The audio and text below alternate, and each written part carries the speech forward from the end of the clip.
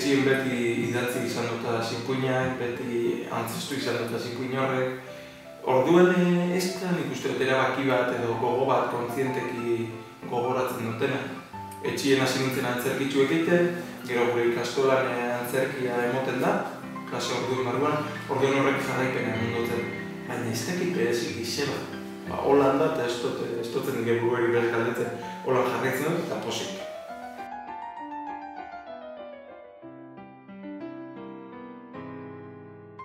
Egia esan erabaki hori hartu naben, jagoen kalen bebai lanien nengoen nien. Batez iruditzen jatenako edo sentsazio honekun ze enekien hasi berri bat nintzen eta hasi berri bat nintzen oraindik. Baina kontala izan ez lehenengo lan enekien zer pasautu zen.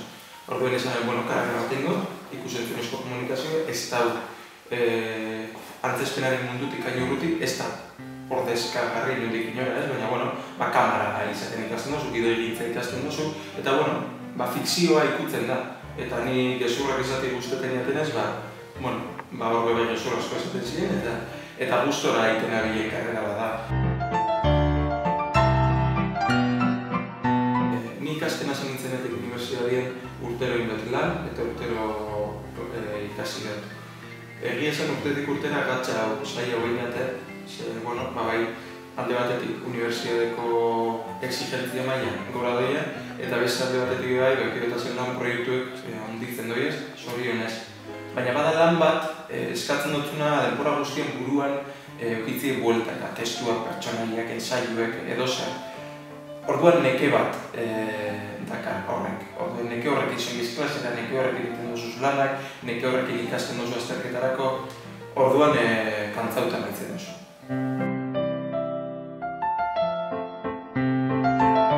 Momentuz uste dut, elduiak ez egizkintza guztiak hartu dut azela. Ojala, aukeratu bat izeti ez, eta esati hau gehiago gustatzen jat eta honi izetza zengotzen. Baina momentuz ez heltzen diren danak, gainera gustora eta konpromisu maila bardinekin hartzen dutaz. Eta, batzuk nahiago dutaz, beste batzuk ez, batzuk neuria sentitzen duaz, beste batzuk ez, baina lana da. Orduan momentuz, datorrena ondo, eta hor jarraituko lanean.